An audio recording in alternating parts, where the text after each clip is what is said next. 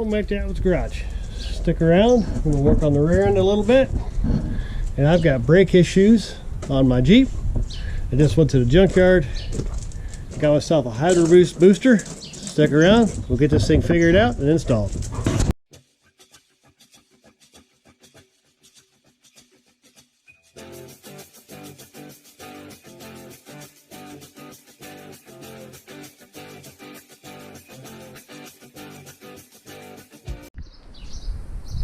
Oh, welcome back. Here's Clover. That's Ducky over there on the deck, and Baxter, our other lab's inside hanging out with Mama.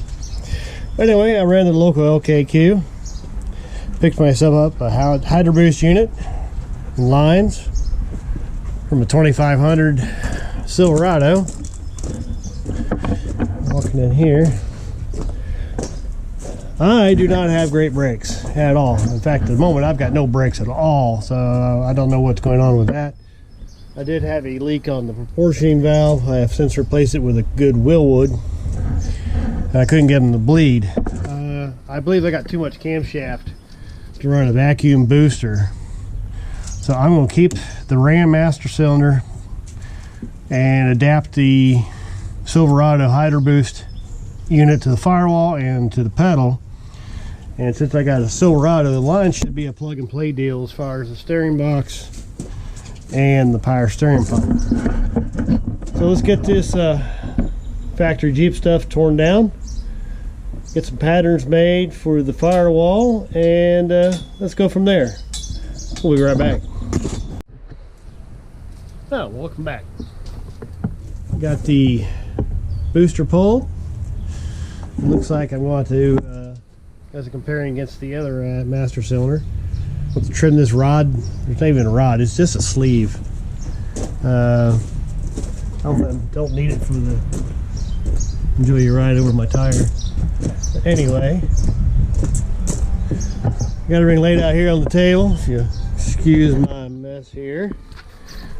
Alright, there we go. Anyway,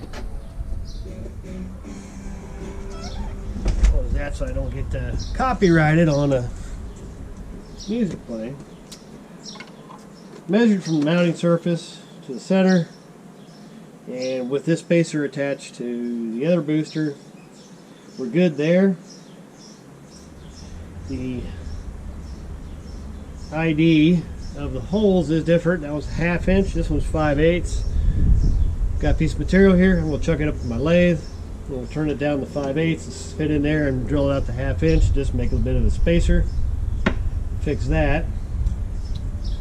Booster is up the way it belongs, and as far as the spacer goes, the top two fit perfectly, and it looks like just a hair different top to bottom on this corner, so I have to elongate that hole. Looks like just a hair down, and of course we got the oddball down here. Now I have two choices from what I've seen. I can try to knock this out and put it over here, or I can re-drill the hole. It looks like my spacing, hopefully I'll clear. I don't know if I'm going to have to rework to clear up in here. But first and foremost, I need to get this pin located and this hole elongated. So that's where we're going from now. Get that taken care of, get this up against the firewall, and get that spacer made. Be right back.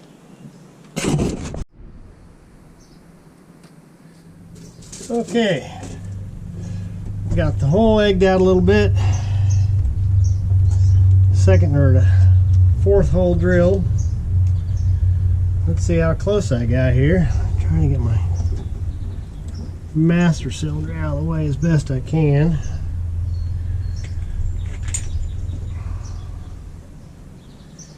My booster lifted up in here. The lines down out of the way over there. Oops, snagged there. That hole. And let's Let's see what I got here. And it looks like I drilled too low. So I'm going to have to raise the last hole I just drilled.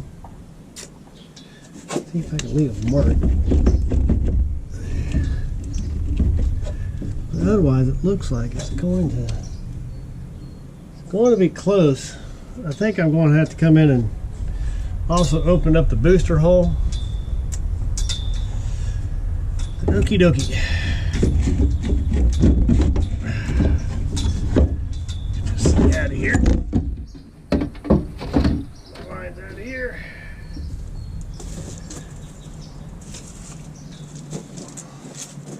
And I shot way low. I should be right about there. Well, congratulations, Robert.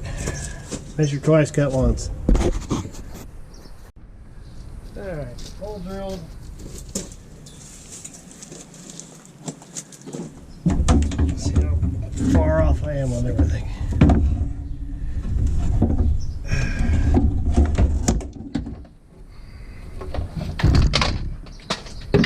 Tape measure.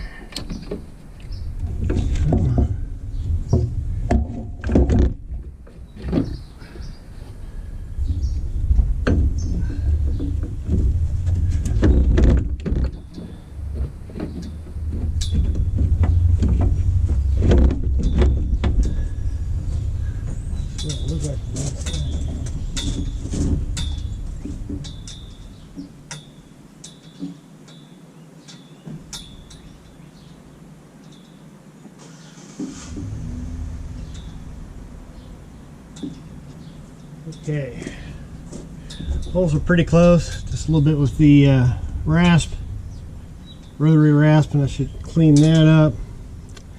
I do have to open up the top half over here to clear the back of the master cylinder. So this is going to need to be trimmed out as well. So give me a couple minutes. Get that opened up and the holes rasped a little bit further. Should be good to go. Okay, after a long and arduous slog with the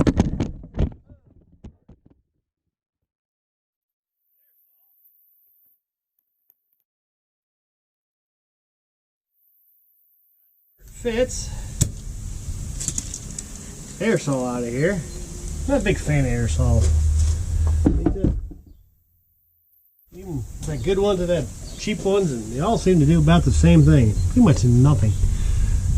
Anyway, we're in up against the firewall here. We'll get the nuts put on. And continue on from there. So stick around.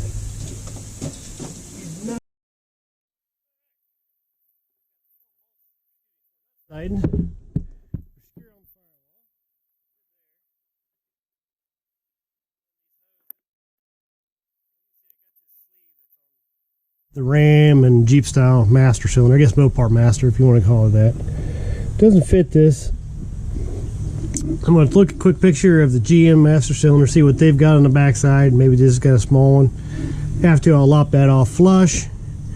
I need a T for the return line. Then I run my hoses to the power steering pump. Get the master bolted in there. Get my junk cleaned up. And now it's going to be hard to see, but the push rod for the hydroboost is about an inch higher than the push rod for the vacuum booster. So I'm going to pull the brake pedal out, knock out the pin, raise the pin, and so I can get the attachment. Plus I got to make my bushing. So I'm going to get that stuff done and be right back. Stick around. Okay, it's later in the afternoon. We got the set up. Lines. In fact, your lines, the signal box, had to splice in here for the return.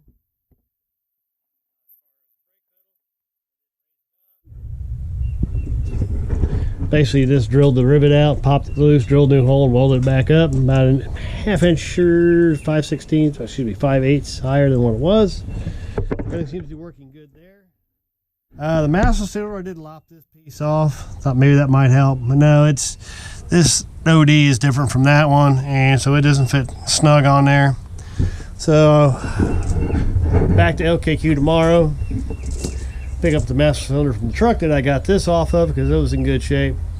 So I'll go grab it, figure out what fittings I need to adapt to what I have here to see what I need. You know, this firm one. I know, you know how brake fittings are brake fittings. It's always a pain in the butt figuring who has what. But anyway, this is where we're at. Turns out real good. I mean, it looks real clean. Really not much of a big deal to put this in. Outside of moving the pivot point on the pedal. Other than that, it's just drilling a hole. So, provided you've got an LS swap, it makes it easy because you got a GM power steering pump and a Saginaw box. So it's a plug and play deal. Anyway, we'll be back tomorrow. New master cylinder, get these fittings figured out, get the brakes bled. Be back. Yeah, it's Saturday, next day. Bring back out the LKQ. Picked up some lines and a master cylinder off of Silverado. It's actually the same one that I got the hydroboost off of, so I know it fits.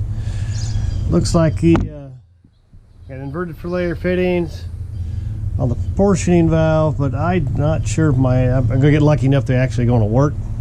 We'll probably have to get some adapters, and I need to get a plug for the master cylinder and a cap, because they don't replace the caps when they drain those fluids out when they put them in the yards, and they aren't planted enough to toss the caps inside somewhere. So anyways, right now I'm concerned about, and as you may well already have seen, if I get you set right here, is my hood height. So let's see here, get all my stuff out of the way. Let's see if we can actually, I'm going to be able to close my hood.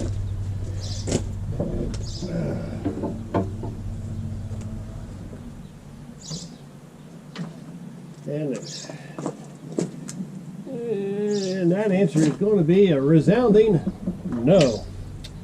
So we're going to have to figure out something else. That reservoir is much larger. It needs to be. Now, two-wheel drive master cylinder is smaller, and I believe still uses the same fitting. So, but the spread's different, everything's different, and I can't change the reservoir. So I want to do some research here, figure out if I can find a different reservoir to fit on here. That's shorter. This thing holds like a gallon of fluid for some reason. And or different master cylinder. So here we are, one step forward, half step back. Figure out what we can do next. Be right back. Okie dokie. Well, as we left off, the original master cylinder was not going to work. So what I did was did some research, looked around, really didn't have a whole lot of luck. I got a buddy of mine that runs a garage, and he just so happened to have several General Motors vehicles on there, including a 1995 2500 Suburban with hydroboost. So I was able to snag master cylinder from it, and I did have to change the front fitting and cut things down. This was really about 6 or 7 inches long. Sorry about those guys, I'm taking my feet up in here. And I cut it down to fit. That was like this, really long. I may trim that one in the end eventually as well, or I may go to soft line or NICOP the rest of the way. I don't know. I'm just trying to use these as much as I can. Anyway, system is plumbed. It needs bled. I'm going to do that now, and once I get it bled, we'll see if this thing actually stops. So stick around. We'll be back. All right. got the system bled once, still a little spongy, so I have to go over it again with let it sit overnight, settle out, and bleed it again tomorrow. But the new hydroboost setup is in. Did drive it around the block, and it is doing pretty good. So like I said, I need to bleed it out one more time. We'll do that. Most importantly, the hood does shut. So, if you like what you see, sorry guys, I'm tired. It's been a long day. If you like what you see, please like, subscribe, comment below, tell your friends, tell your neighbors. That was Garage. Hope you have a good weekend. We'll talk to you later.